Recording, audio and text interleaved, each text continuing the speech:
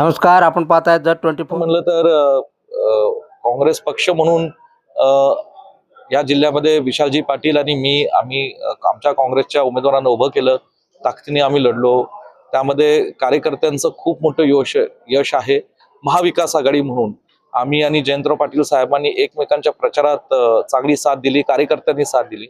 आणि या निवडणुकीमध्ये थोडंसं भावनिक विषय होता आणि ऋषिकेश लाड माझे भाचे जरी असले तरी ऍक्टिव्ह आहेत, तरुण आहेत, लोकांच्या संपर्कात असतात आणि त्यांना जिल्ह्यातल्या सगळ्या काँग्रेसच्या नेत्यांनी आणि महाविकास आघाडीच्या नेत्यांनी, कार्यकर्त्यांनी ही उपाध्यक्षपदाची संधी दिली, जिल्ह्याची सेवा करण्याची संधी दिली. मला खात्री आहे जिल्ह्यातले लोकांचे प्रश्न सोडवण्याचं काम आम्ही जिल्हा परिषदेच्या माध्यमातून चांगल्या पद्धतीने करू आणि खात्री आम्हाला की प्रत्येक तालुक्यातल्या लोकांना विश्वासात घेऊन तिथले प्रश्न सोडवू.